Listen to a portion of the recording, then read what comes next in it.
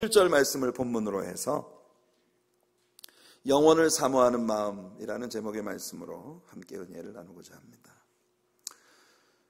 우리는 지난 주일 아침 전도서를 처음 시작하면서 삶의 진정한 만족과 의미가 해 아래 이 땅 위에 어디서 얻을 수 있을 것인가 찾기 위해 다양한 실험들을 해보았던 솔로몬의 이야기를 나누었습니다. 그리고 지난 주일 아침에는 쾌락이라고 하는 방법을 동원해서 인생의 진정한 의미가 쾌락 속에 있을까 실험하고 처절하게 실패했던 솔로몬, 그리고 솔로몬이 우리에게 가져다준 궁극적인 해답에 대해 나누었습니다. 수요일 저녁에도 다양한 방식으로 인생을 실험하면서 이 세상의 삶에서 진정한 만족이나 또는 삶의 의미를 발견할 수 있는지 많은 실험과 실패의 이야기를 들려주었던 솔로몬의 이야기를 나누었고요. 오늘 아침에는 솔로몬이 숙명론적인 삶의 철학을 통해 인생의 진정한 낙을 인생의 철학 속에서 발견할 수 있을까, 숙명론적인 그런 삶의 사고로부터 찾아보려고 노력하는 솔로몬의 모습을 우리가 접하게 되었습니다. 사실 교회 안에서 숙명론이라고 하는 것은 오랫동안 다양한 형태의 이단들을 낳아왔습니다. 우리는 분명히 우리의 모든 삶이 하나님의 손에 달려있다는 것을 알고 있습니다. 여러분 믿으십니까? 여러분의 모든 삶이 하나님의 권능의 손에 달려있습니다. 하지만 이 점만을 지나치게 강조하다 보면 숙명론에 빠지기 쉬운 것이에요. 어차피 우리 삶의 굴레는 하나님에 의해서 다 결정되었다. 우리가 힘쓰고 애써도 우리는 그 굴레를 벗어나지 못해. 그러므로 우리의 어떤 노력이나 공로도 쓸데없고 그저 주어진 운명에 복종할 수밖에 없다라고 하는 생각을 갖게 되는 것입니다. 하지만 이것은 매우 위험하고 어리석은 생각입니다. 우리의 구원은 하나님의 일망적인 사랑으로 이루어졌습니다. 우리들 중 어느 누구의 공로나 노력으로 우리 되어진 것 아닙니다. 우리 예수님의 사랑과 십자가의 공로로 구원받은 것이죠. 그러나 성경은 구원받은 신자들에게 여러 가지 종류의 헌신과 노력과 힘을 다하여 경주하는 충만한 에너지가 있는 삶을 요구하고 있습니다. 자, 우리 하나님께서 모든 것을 다 이루어 주셨으니 우리는 그저 가만히 앉아 게으르고 나태하게 뒹굴고만 있어도 하나님의 뜻은 절로 이루어지는 것이 아닌가라고 생각을 하게 되면 사람들은 극단적인 생각에 빠지게 되는 것입니다. 만일 그렇게 하는 것이 주님의 뜻이라면 왜 바울은 날마다 하나님께 복종하는 것을 위해 자신을 스스로 채찍질한다고 말했겠으며 왜 경건에 이르기를 날마다 연습해야 한다고 우리를 가르친 것이겠습니까? 하나님은 우리들의 삶에 스릴과 서스펜스가 있는 그런 삶을 살기를 원하시고 계십니다. 하나님은 우리의 삶의 여러 곳에 수많은 보물들을 숨겨두셨습니다. 하나님은 우리들 모두가 그 숨겨진 보물들을 찾아내는 풍성한 삶을 살기를 원하시고 계신 것이에요. 그러나 그 모든 것들이 절대로 우리에게 거저 주어지는 것이 아니라는 것입니다. 우리들이 그 모든 것들을 캐어내기까지 우리를 훈련시키시고 우리들로 하여금 많은 싸움들을 싸우게 하시는 것이에요. 만일 여러분들이 숙명론에 빠지면 극단적인 숙명적 금욕주의나 또는 운명론적인 염세주의로 빠지게 되거나 아니면 극도의 쾌락주의로 빠지게 되거나 그런 쪽으로 흐를 수밖에 없을 것입니다. 그러나 하나님께서 디자인하신 하나님을 믿는 성도의 삶은 언제나 우리들의 삶의 곳곳에 숨겨두신 하나님의 보물들을 찾아내기 위해 우리들에게 다가오는 돌연성을 가진 수많은 가변적인 사건들을 싸워내면서 그 속에서 믿음으로 승리하는 삶을 살아가도록 하시는 것입니다. 우리들의 삶 속에는 말할 수 없이 많은 보석들이 숨겨져 있습니다. 그 보석들은 여러 가지 우리가 이해할 수 없는 상황들 속에 숨겨져 있죠. 만일 우리가 숙명론에 빠져 게으르고 나태하게 주저앉아 있다면 우리는 이 보석들을 우리의 삶에서 하나도 캐어내지 못할 것입니다. 우리는 전도서 3장을 이런 시각에서 이해해야 합니다. 솔로몬은 자신의 삶의 여러 국면들을 바라보면서 그 속에 숨겨진 변화무쌍한 가변성을 발견하게 됩니다. 우리의 삶에도 솔로몬이 발견했던 말할 수 없이 다양한 가변성이 잠재되어 있다는 걸 우리가 압니다. 여러분들이 전도서 3장을 읽어보면 솔로몬이 말하는 순간순간들마다 고개를 끄덕이게 되는 그런 모습을 봅니다. 우리는 매우 스피디하게 전개되는 변화의 세계 속에 살고 있습니다.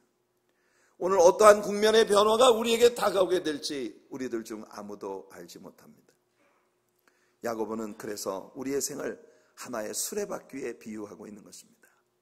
수레바퀴가 계속 돌아가는 것처럼 우리 인생이 어떤 때에 어떤 면에서 한 정점에 오르게 되면 반대편에서 또다시 생의 저 깊은 나락 속에 빠져있는 다른 국면들이 동시에 공존한다는 것이죠. 일출과 일몰은 날마다 반복되며 만조와 간조 역시 부단히 계속되고 있습니다. 세상의 유행이나 관습도 극에서 극으로 변해가고 있습니다. 우리들은 바로 그런 생의 수레바퀴 속에 살아가고 있는 것이죠. 그래서 솔로몬은 여기 하나의 새로운 대명제를 우리에게 던져주고 있습니다. 전도서 3장 1절입니다. 범사에 기한이 있고 천하 만사가 다 때가 있나니. 상호간에 극히 상반되는 것처럼 보이는 일들이 때와 기한이 지나감에 따라 차례대로 우리에게 다가옵니다. 낮은 밤에게 자리를 양보하고 다시 밤은 낮에게 자리를 내어줍니다. 여름인가 하면 곧 겨울이 오고 겨울인가 하면 또다시 봄이 옵니다. 그 모든 것들이 의미 없이 자동으로 반복되는 것처럼 보이지만 사실은 그 모든 일들 속에 목적이 있다는 것을 솔로몬은 발견한 것입니다. 라틴어 잠언 가운데 이런 이야기가 있습니다. Post gaudia luctus. 이 말은 Joys come after griefs. 말할 수 없는 슬픔들의 뒤에 기쁨이 찾아온다는 것입니다. 그리고 또 말합니다. Post nubila foebus. 이 말은 After the clouds there is sun. 짙은 먹구름으로 우리의 삶이 깊은 어둠 속에 잠겨 있는가 하면 그 먹구름 뒤편에서 해가 반짝 웃으며 고개를 내민다는 것이죠.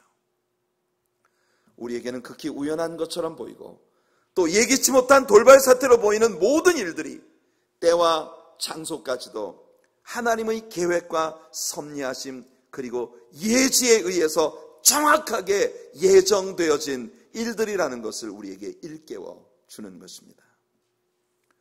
솔로몬은 우리의 생애 수레바퀴에서 변화무쌍하게 전개되는 여러 가지 삶의 상황들을 나열하고 있습니다. 우리는 이 모든 상황들 속에서 하나님의 목적을 발견할 수 있다는 것입니다. 첫째로 솔로몬은 말합니다. 날 때가 있고 죽을 때가 있다는 것입니다. 이 일은 하나님의 계획에 의해 결정되죠. 정한 시각에 우리가 태어났듯이 또한 하나님이 계획하신 시간에 우리는 하나님께 부르심을 받는 것입니다. 따라서 세상을 살아가고 있는 모든 인생들에게는 하나님만 알고 계시는 divine appointment, 오직 하나님만 가지고 계시는 그의 신성의 예약이 우리들 모두에게 있다는 것입니다. 우리는 그때가 언제인지 알지 못해요. 바울은 가장 철학적인 사람들인 헬라 사람들의 본거지 아덴에서 전도할 때 이렇게 말했습니다. 사도행전 17장 26절입니다. 인류의 모든 족속을 한 혈통으로 만드사 온 땅에 살게 하시고 그들의 연대를 정하시며 거주의 경계를 한정하셨으니. 하나님은 누구에게도 그에게 정해진 시간을 가르쳐주지 않으십니다. 우리가 스토아적인 숙명론이나 에피쿠로스적인 쾌락주의에 빠지지 않도록 하기 위해서 그렇게 하시는 것이죠. 만일 여러분이 여러분의 죽음의 날을 미리 알고 있다고 가정해 보십시오. 여러분은 매일 그 남은 날짜를 세는 것으로 소일을 할 것입니다.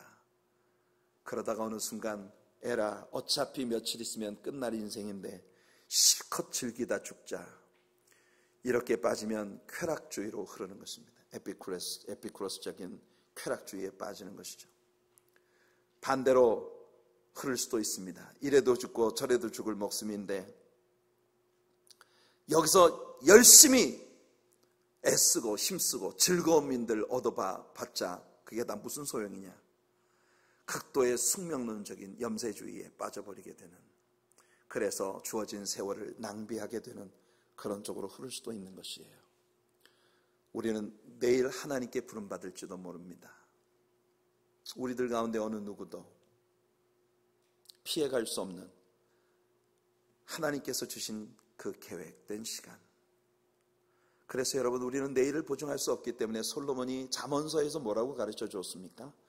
내일은 아직 오지 않았으니 우리 것이 아니고 하나님께 속한 것이고, 어제는 이미 지나가 버렸기 때문에 우리가 아무것도 할 수 없는 일이니 우리에게 주어진 오늘을 성실한 신앙의 사람으로 살아가도록, 그렇게 하나님은 우리에게 요구하고 계시다는 것이 잠언서를 통해 우리가 배웠던 일입니다. 신약 신자인 우리들에겐 한 가지가 더 첨가됩니다. 그것이 뭔고 하니 죽음이라고 하는 것이 모든 것의 끝이 아니라는 사실이죠. 그 죽음 후에 우리는 또다시 새로운 날때를 맞이하게 됩니다. 그날은 우리들 각자가 하나님 앞에 서는 날입니다. 사람의 손으로 지은 장막이 아닌 하나님 우리를 위해 예배해 주신 새 장막을 입고 우리의 몸 밖에서 영원히 하나님과 함께 보내기 위해 하나님 앞에 서게 되는 것입니다. 다만 이 부활 이후의 영원한 세계에 어디에서 어떻게 영혼을 보낼 것인지를 결정지을 수 있는 기회가 우리가 제한된 육체 속에 살아가는 이 인생의 기회밖에 없다는 것이고, 그 인생의 기회가 언제 끝날지 모르기 때문에 우리에게 주어진 생애를 믿음으로 살아가야 한다는 것입니다. 우리들 중 어느 누구도 우리에게 주어진 인생의 기회를 육체의 기회로 삼지 말고 영원히 남을 것을 위해 사용할 수 있는 지혜를 얻게 되기를 예수님 이름으로 축원해 드립니다. 솔로몬은 두 번째로 심을 때가 있고 뽑을 때가 있다고 말합니다. 하나님께서는 이스라엘 민족을 가나안 땅에 세우시는 것을 뽑고 심는다는 그런 논리로 표현하십니다. 하나님은 이스라엘 민족을 가나안에 심으시기 위해 애굽에서 뽑아다가 가나안 땅에 옮겨 심으셨습니다.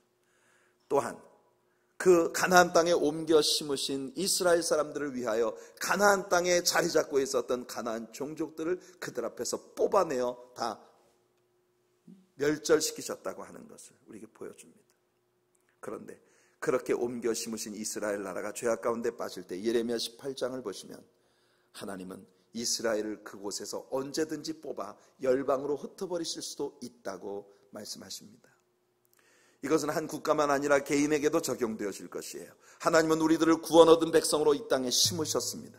그러나 우리의 삶이 열매가 없고 쓸모가 없어진다면 하나님은 우리를 뽑아서 다른 곳으로 옮기실 수도 있습니다. 그러나 그리스도 안에 있는 우리들에게 한 가지 분명한 복음은, 우리가 이 땅에서 뽑힌다 하더라도 그것이 파멸을 의미하는 것이 아니라 피곤한 인생을 쉬며 영원한 안식 가운데 들어가게 되는 것을 의미한다는 거죠. 저는 우리들 가운데 어느 누구도 기한 전에 뽑히는 일이 없는 그런 성도님들이 되기를 예수님 이름으로 축복해 드립니다. 세 번째로 솔로몬은 말합니다. 죽이는 때가 있고 치료시킬 때가 있다고. 바울은 자신이 날마다 죽는다고 고백했습니다. 바울처럼 하나님께서는 우리들 모두를 그리스도 안에서 죽은 자로 만드시고자 하십니다. 그러나 그 처절한 부서짐이 있고 난 후 하나님은 완전한 치유를 우리에게 주시는 시간을 갖고 계시다는 겁니다. 오늘 제가 예배가 시작되어지는 묵도 시간에 인비테이션 말씀으로 봉독해드린 호세아 6장 말씀이 우리에게 이렇게 말합니다. 오라, 우리가 여호와께로 돌아가자. 여호와께서 우리를 찢으셨으나 도로 낫게 하실 것이요 우리를 치셨으나 싸매어 주실 것입니다. 여호와께서 이틀 후에 우리를 살리시며 셋째 날에 우리를 일으키시리니 우리가 그의 앞에서 살리라. 하나님은 때때로 백성들을 환난에 넣으십니다. 그러나 거기서 모든 것이 끝장나나 싶고 이렇게 내 인생이 모두 여기서 끝나는구나 싶지만, 그러나 그 후에 하나님은 진정한 위로와 치유의 역사로 우리에게 다시 다가오신다는 것입니다. 그래서 시편 90편 15절에서 모세는 이렇게 기도합니다. 우리를 괴롭게 하신 날수대로와 우리가 화를 당한 연수대로 우리를 기쁘게 하소서. 하나님은 지금 이스라엘 백성들에게 회개를 촉구하고 계십니다. 그러나 그렇게 잔인한 것처럼 하나님께서 이스라엘 백성들에게 혹독한 시련을 주셨어도 이스라엘 백성들이 굵은 배를 입고 하나님의 법대로 부르짖으면 하나님은 그 상실한 모든 것들을 횟수대로 갚아주시마 요엘 선지자를 통해 약속하시는 것입니다. 사랑하는 성도 여러분, 그 일로 말미암아 이스라엘은 그들에게 아름다운 일을 행하신 하나님을 찬송할 뿐 아니라 그 백성들이 영영이 수치를 당하지 않게 될 것이라고 회복의 약속을 주시는 우리 하나님, 그 하나님이 저와 여러분들의 하나님이십니다. 네 번째로 솔로몬은 헐 때가 있는가 하면 세울 때가 있다고 말합니다. 이것은 아마 앞에 나오는 죽일 때와 치료할 때와 유사한 개념을 갖고 있는 표현일 거라고 생각합니다. 하나님께서는 하나님이 무너뜨리신 것을 재건하실 때를 찾고 계십니다. 하나님께서는 시온을 위하여 정한 시기가 있다고 말씀하시며 그 정한 기한이 다가오면 시온을 긍휼히 여기사 그에게 은혜를 베푸실 것이라고 시편 102편 13절에서 말씀하고 있습니다. 그 다음 솔로몬은 다섯 번째로 울고 슬퍼할 때가 있고 웃으며 춤출 때가 있다고 말합니다. 제가 2주 전 잠언서 성경 여행에서 심영기 박사님의 강의 가운데 여성의 평균 수명이 남성들보다 긴 이유에 대해 심영기 박사가 말씀했던 것을 여러분들에게 전해드린 적이 있습니다. 그분은 여성들의 몸에 소위 Natural Killing Cells라고 하는 것이 있는데 뭐 여자뿐 아니라 남자들에게도 있습니다. NK 셀이라고 불리워지는 이 셀들은 몸속을 혈액을 타고 온몸을 돌아다니면서 우리 몸에 망가진 부분들이 발견되어지면 가서 그걸 다 수리를 해주는 그런 고마운 셀들이라는 거예요. 암세포가 들어왔다. 그러면 가서 다 잡아먹어버립니다. 우리 몸의 어떤 부분에 시스템이 무너졌다. 그러면 가서 그걸 다 수리해 주는 거예요. 그래서 DNA 염색체 속에 코디드 되어 있는 우리들의 그 원형대로 모든 것을 복원시켜주는 그런 역할을 이 NK셀들이 한다는 것입니다. 그래서 이 NK셀들이 있기 때문에 우리가 자생력을 가지는 것이에요. 그런데 어떤 때 이 NK셀들이 잡아먹을 수 있는 나쁜 세포들의 숫자가 제한되어 있기 때문에 이것이 너무나 누적되면 암세포가 너무 많이 커져서 도저히 우리의 자생력으로는 감당할 수 없는 그런 상태에 이르게 된다는 것이죠. 그런데 여성들에게 남성들보다 이 NK셀이 본래 태어날 때부터 훨씬 많다고 합니다. 그래서 여자분들의 수명이 남자들보다 훨씬 더 길다는 거예요. 여자분들은 좋으시겠어요? 네, 그래서 심영기 박사가 하는 말이 원래 남자가 저질이라는 걸 여자분들은 이해를 해야 된다고 이런 얘기를 하더라고요. 제 이야기가 아닙니다. 심영기 박사의 이야기예요. 남자는 원래 저질이래요. 왜 그러냐면요, 하나님이 남자를 지으시기를 흙으로 지으셨으니까 퀄리티가 안 좋다는 거예요. 원래 재료가 퀄리티가 별로 안 좋은데 여자분들은 뭘로 지었어요? 네, 그러니까 여자분들은 이미 재료 자체가 세라믹이야. 본 차이나 너무너무 재질이 그가 고퀄리티이기 때문에 남자들이 좀 저질로 놀더라도 여자분들은 이해를 해줘야 된다는데요. 황승환 박사는 여기에 한 가지를 덧붙입니다. 여성들이 남자들보다 훨씬 수명이 긴 이유는 여자분들은 감성적으로 굉장히 예민하기 때문에 우는 자들을 볼 때 함께 울고 즐거운 사람 보면 함께 즐거워하는 이런 성질이 남성보다 여성들이 훨씬 크다는 겁니다. 우리 하나님의 사랑교회 성도님들도 장수하고 싶으시면 정 목사가 설교할 때 리액션이 좋아야 돼요. 제가 그냥 열심히 웃기는 말을 했는데 성도님도 앉아가지고 이러고 치우면요 정말 김 빠집니다. 예. 엊그제 제가 그 목요일날 선교 펀드레이징 골프에 나갔는데 바로 제 앞에 조와 그 앞에 조가 여성분들이었어요. 남자들은 골프를 치면서 계속 자기 스코어만 생각하고 심각해. 뭐가 잘 안 맞으면 이러고 있는데 여자분들은 끼리끼리 앞에 가면서 완전 골프장이 떠나가요. 막 까르르 배꼽 잡고 웃고 막 얼마나 깔깔대면서 웃으면서 그래서 보니까 남성과 여성의 차이를 아주 현저하게 느낄 수 있었는 황승원 박사가 하는 말이 여자들은 그렇게 우는 사람 보면 연속극보다 여자들은 잘 울잖아요. 그죠? 우는 자와 함께 울고 즐거워하는 자와 함께 즐거워하는 마음이 크기 때문에 그래서 여자분들이 수명이 길답니다. 재질도 좋은데 성격도 잘 타놨어요. 그런데 여러분, 웃고 춤추는 때보다도 울고 슬퍼하는 때가 먼저 앞에 있다는 걸 눈여겨볼 필요가 있습니다. 우리가 우리의 죄악에 대하여 슬퍼하고 우는 때가 있으면 진정한 사죄의 자유함과 기쁨과 환희가 우리에게 찾아오는 때가 뒤따릅니다. 요한일서 1장 9절은 말합니다. 우리가 우리 죄를 자백하면 저는 미쁘시고 의로사 우리의 모든 죄를 사하실 것이요 모든 불의에서 우리를 구하여 주실 것이라고 약속합니다.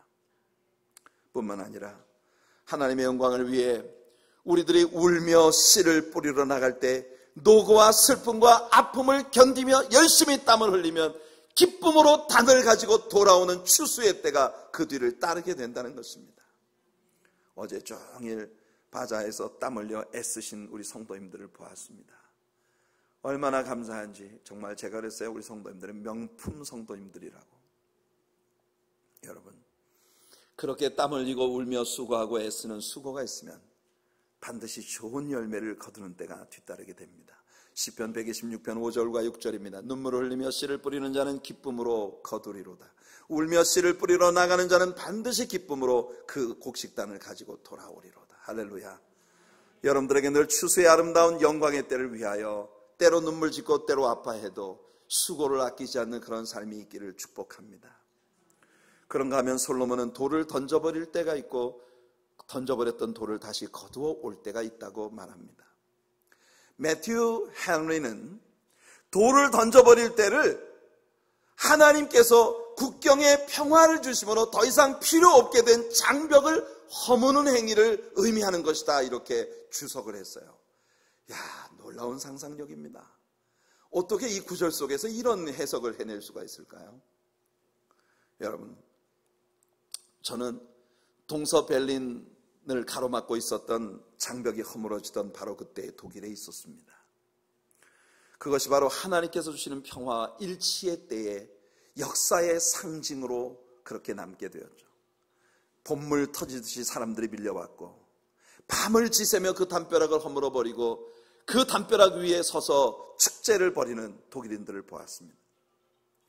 저는 미국 사람들이 베를린 장벽을 허물어서 그 돌조각들을 관광객들에게 기념물로 판매를 할 아이디어를 독일 사람들에게 주었다고 하는 이야기를 들었습니다. 독일 사람들은 절대 그런 생각 못합니다. 그냥 그 장벽 허물어버렸으면 아유, 쓰레기 엄청 나왔다, 이게 끝이에요. 그런데 미국 사람들은 그 허물어버린 돌들을 갖다가 전부 유리 상자에 집어넣어서 그 베를린 장벽이 무너졌으니 무너진 장벽을 보기 위해 세계에서 얼마나 많은 사람들이 관광을 오겠습니까? 그 사람들한테 선물로 팔으라는 거예요. 그래서 제가 나중에 베를린에 가보니까 그 베를린 장벽 깨뜨린 것을 이렇게 유리 상자에 넣어서 다 팔더라고요. 한 개에 5마르크씩. 여러분, 그 얼마나 돈을 많이 벌었겠습니까? 확실히 미국 사람들은 비즈니스 마인드에 아주 대단한 은사를 가진 사람들인 것 같아요. 오늘 저는 기도합니다. 동서베를린 장벽이 무너짐으로써 지구 가운데 유일하게 남게 된 우리 대한민국, 동족 간의 분계선을 사이에 두고 이념의 싸움으로 오랫동안 상처 입은 우리의 조국 대한민국이 저 베를린 장벽이 무너지는 것처럼 그 장벽들이 허물어지는 날이 속히 오기를. 그런데 요즘 우리는 굉장한 기대를 갖게 되었어요. 그럴 수도 있겠다.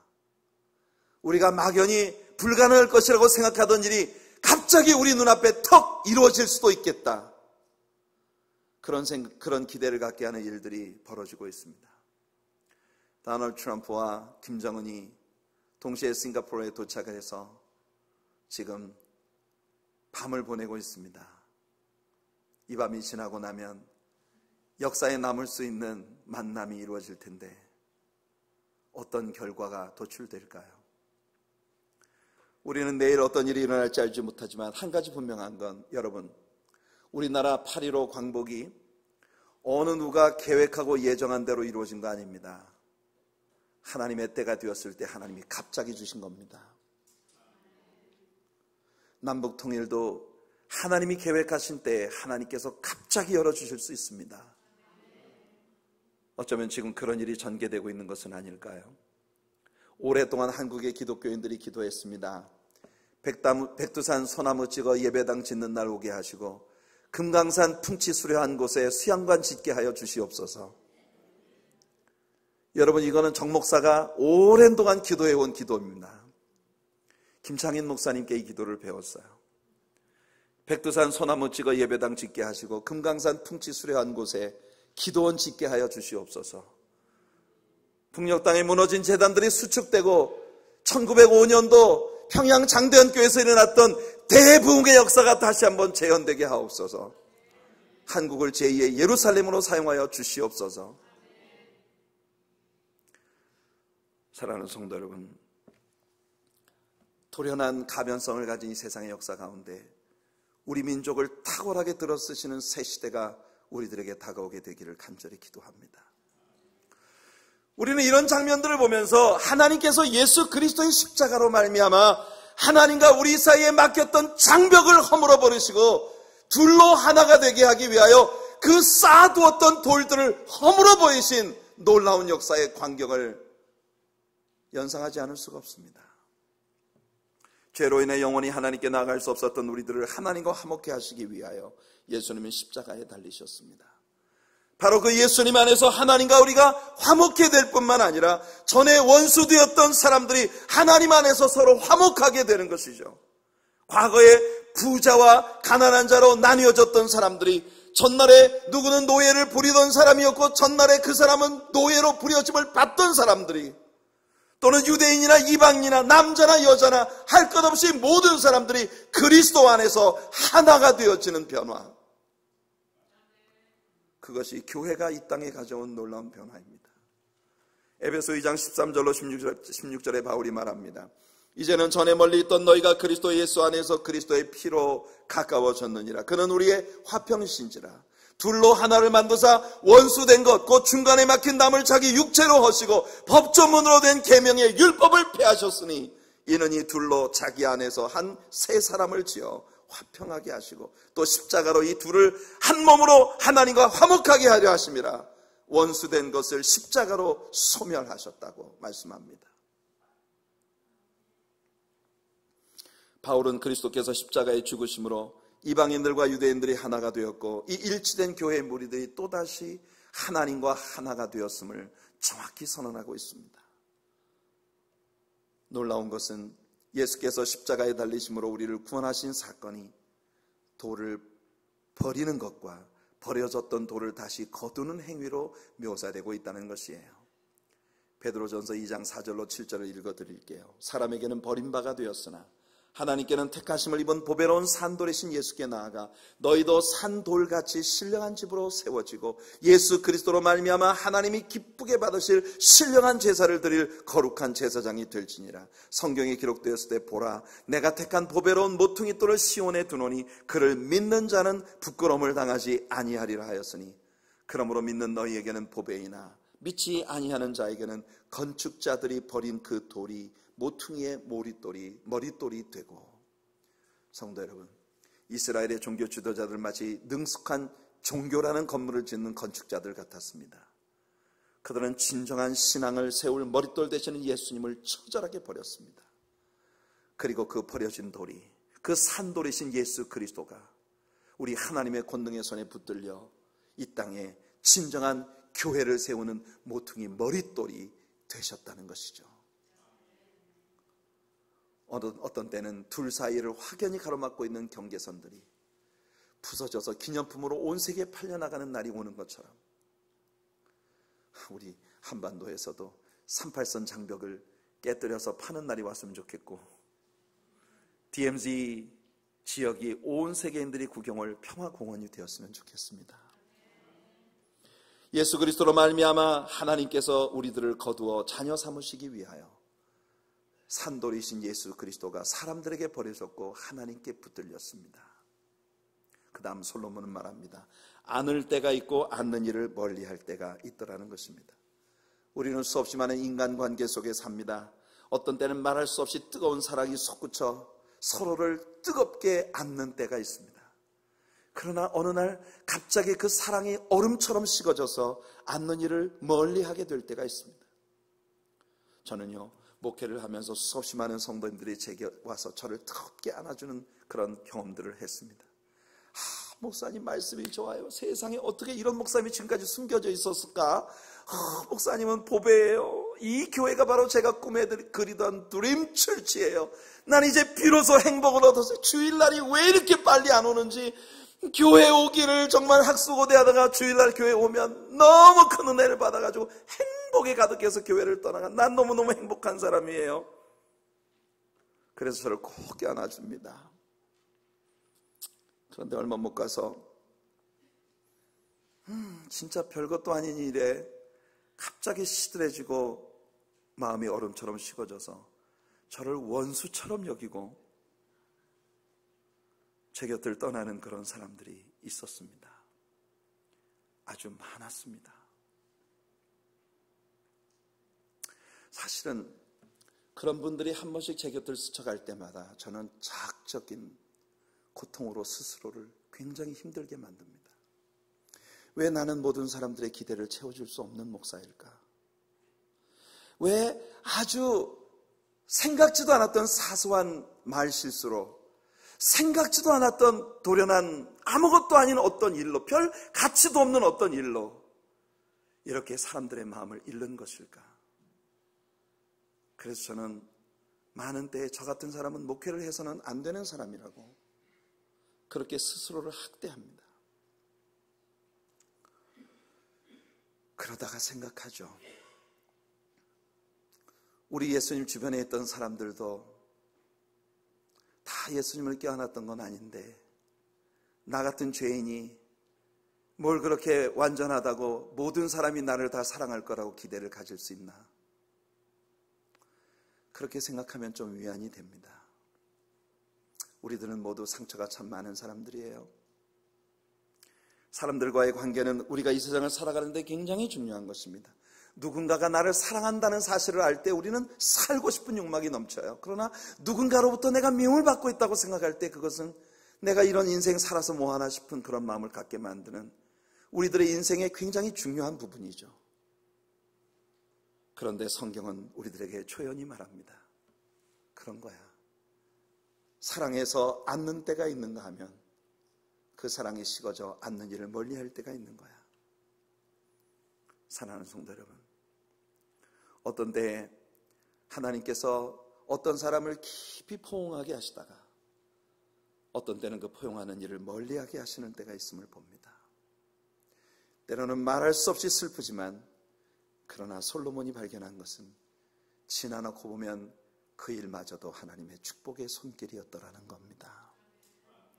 그러니까 그 일도 감사해야 할 일이라는 것이에요. 솔로몬은 말합니다. 찾을 때가 있고 잃을 때가 있다고. 우리 인생에 찾는 때가 다가오면 우리는 아주 값싼 흥정을 통해서도 굉장히 귀한 유익을 얻습니다.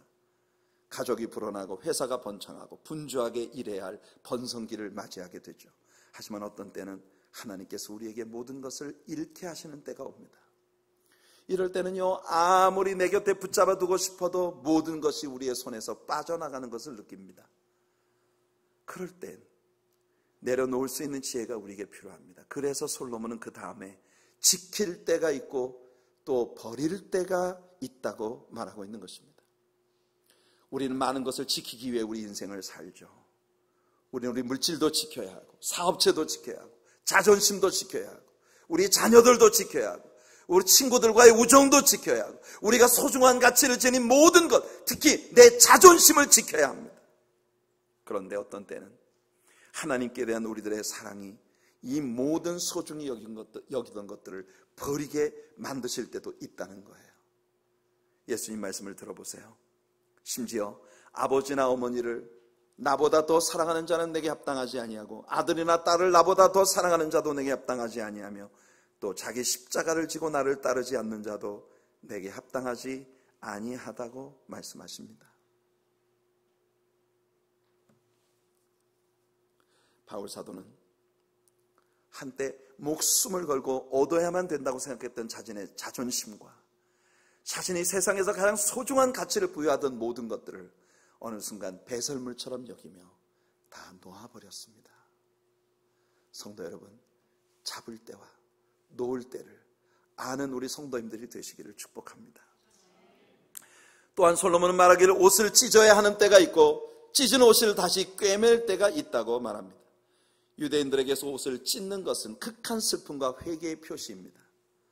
따라서 제롬은 이 구절을 유대교의 파멸과 복음교회의 형성으로 해석을 하고 있습니다. 정말 놀라운 적용 능력입니다. 옷을 찢는다는 건 유대교가 파멸되며 그들이 절교하는 모습이고, 그 찢은 옷을 다시 꿰매는 건 이방의 복음교회들이 이 땅에 탄생하는 그런 모습이라고 묘사를 하고 있다는 거죠.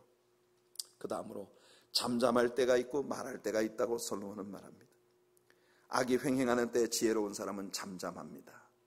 아모스는 악한 때에는 지혜자가 잠잠한다고 아모스 5장 13절에 말하는데요, 때로는 우리들이 말하는 것이 돼지 앞에 진주를 주는 것과 같은 일이 되는 때가 있습니다. 그럴 때는 침묵하는 것이 지혜입니다. 우리가 잘못 이야기할 수 있는 위험이 있을 때 침묵하는 것 또한 지혜입니다. 그래서 정확히 알지 못하는 것을 계속 입에 올리려고 하는 이런 습관이 있는 분들은 그걸 자제해야 해요. 완벽한 것을 알고 있다고 하더라도 때로는 입을 다무는 것이 지혜입니다. 시편 39편 2절에서 시편 기자는 악인이 내 앞에 있을 때에는 내가 잠잠해서 선한 말도 입 밖에 내지 않겠다고 말합니다. 저는 이런 경험을 참 많이 합니다. 어떤 사람은요, 내가 선한 의도에서 한 말도 굉장히 악의적으로 왜곡시킬 수 있는 능력이 있는 사람들이 있습니다. 시편 기자는 말하는 거예요. 그런 사람이 내 앞에 있을 때는 입을 다무는 것이 지혜다. 그러나 말입니다, 우리가 입을 열어서 나팔소리처럼 우리의 목소리를 날려야 할 때가 있습니다. 언제일까요? 하나님의 영광을 위하여, 또는 잃어버린 이웃의 영혼을 구원하는 일을 위하여, 예수님의 복음을 선포하는 일을 위하여 우리는 기탄 없이, 거리낌 없이 우리의 입을 열어 나팔소리같이 예수님의 복음을 온 땅에 날려야 합니다. 지붕 위에 올라가 외치는 성도님들이 되시기를 축복합니다. 그 다음 솔로몬은 사랑할 때가 있고 미워할 때가 있다고 말합니다. 설명이 필요 없을 것 같아요. 끝으로 하나님은 우리에게 전쟁의 때가 있는가 하면 평화의 때가 있다고 말씀하십니다. 어떤 전쟁은 하나님의 심판의 개념이 있고, 어떤 전쟁은 사람들의 정의와 자기 권리를 지키기 위한 개념이 담겨 있기도 합니다. 우리가 욥기에서 배운 것처럼 이 땅에는 치열한 영적 전쟁이 계속되고 있습니다. 그것은 우리의 육신적인 어떤 전쟁보다도 치열합니다. 그러나 예수님께서 재림하시는 날, 예수님은 달리는 마차의 바퀴를 벗겨내시고 장수들의 칼과 창들을 농사꾼들의 쟁기와 보습이 되게 만드시고, 하나님의 성산에서 더 이상 해함도 없고 상함도 없는 참 평화의 나라가 오게 하신다, 이사야 선지자를 통해 선포하십니다. 영적 전쟁에서 뒤로 물러서지 않는 여러분들 되시기 바랍니다. 그러나 사소한 그리스도인의 교제를 파괴시키는 육신적인 싸움에서는 뒤로 물러설 수 있는 지혜가 또한 여러분에게 있으시기를 축복합니다. 솔로몬은 갈등하고 있습니다. 이 모든 것들이 하나님이 정하신 대로 되어진다면 인생의 수고가 무슨 유익이 있겠느냐는 것입니다. 이것은 숙명론적인 솔로몬의 편견이에요. 그러나 이어서 솔로몬은 하나님이 주시는 해답 또한 우리에게 들려주고 있습니다. 하나님께서 모든 것을 때를 따라 아름답게 하셨다는 것입니다. He makes all things beautiful in His time. 지나고 보면 우리가 아픔과 수고를 겪을 때, 전쟁을 해야 했던 때, 고난의 경우, 모든 것들을 잃었던 때, 모든 것을 놓아야만 했던 때, 다 하나님께서 아름답게 하셨다는 것을 발견하게 된다는 겁니다. 욥이 당한 고난은 지나놓고 보니 얼마나 아름다운 선물을 그에게 가져왔습니까? 바울이 그의 손에 잡고 있던 모든 것들을 내려놓아야 했던 것은 얼마나 아름다운 하나님의 것과 예수 그리스도의 복음, 진정한 하나님의 축복을 그의 삶에 가져다 준 것입니까? 예수 그리스도께서 그의 모든 것을 버리시고 심지어 제자들에게까지 완전히 배신을 당하시고 십자가에 달리신 건 얼마나 큰 아픔이었습니까? 예수님도 치욕을 느끼셨고 슬픔을 느끼셨고 아픔을 가지셨습니다. 하지만 그의 십자가가 온 인류를 위해, 저와 여러분들을 위해 얼마나 아름다운 사건이 된 것입니까? 성도 여러분, 포기하지 맙시다. 다시 일어서서 힘을 냅시다. 오늘 우리에게 다가온 모든 아픔과 슬픔과 고난과 수고가 다 하나님의 사랑의 선물임을 기억하는 여러분들 되시기를 축복합니다. 또 한 가지 솔로몬의 결론은, 그래서 이 세상에 돌연한 가변성을 지닌 수많은 사건들이 오고 가는 그 모든 것들을 통해 하나님이 우리에게 주시는 것은 영원을 사모하는 마음이라는 것입니다. 이 세상 모든 것은 갑자기 다가왔다 갑자기 사라져갑니다. 그러나 우리가 영원한 하나님의 나라에 당도했을 때 더 이상 깜짝쇼는 없을 것입니다. 영원 무궁한 변함없는 기쁨과 진정한 행복이 저와 여러분들을 기다리고 있을 테니까요. 저는 신약의 신자로서 이 솔로몬이 실험을 통해 발견하지 못한 명백한 한 가지를 여러분들에게 제시할 수 있습니다. 예수님입니다. 우리 예수님께서 솔로몬이 나열하고 있는 모든 경우를 그가 다 당하셨습니다. 예수님께 날 때가 있고 죽을 때가 있었고, 버려질 때가 있고, 다시 찾아질 때가 있고, 찢을 때가 있고, 꿰맬 때가 있고, 모든 것을 상실할 때가 있으면 다시 얻는 때가 있고, 안 얻는 때가 있고, 얻는 것을 멀리하는 때가 있고, 이 모든 경험들이 예수님 한 분에게 다 이루어졌습니다. 그리고 그 십자가의 엄청난 사랑으로 예수님은 저와 여러분들을 안아주십니다. 그분 안으로 들어갑시다. 우리 삶에 끊임없는 변화와 경랑이 있지만 예수 그리스도와 함께라면 우리는 이 모든 일들을 기쁨으로 통과할 수 있으며, 이 가변적인 돌연성으로 가득한 세상에서 영원을 소유한 하나님 백성으로 살아갈 수 있을 테니까요. 너희가 세상에서는 환난을 당하나 담대하라, 내가 세상을 이기었노라. 이 말씀은 내 승리가 너희의 승리라는 약속입니다. 그래서 바울 사도는 말합니다. 빌립보 4장 12절, 나는 비천에 처할 줄도 알고 풍부에 처할 줄도 알아. 모든 일에 곧 배부름과 배고픔과 풍부와 궁핍에도 처할 줄 아는 일체의 비결을 배웠노라. 내게 능력 주시는 자, 내게 능력 주시는 자, 예수 그리스도 안에서 내가 모든 것을 할 수 있느니라. 할렐루야. 이것이 예수 그리스도 안에서 복음을 가진 우리 얻은 하나님의 축복의 선물입니다.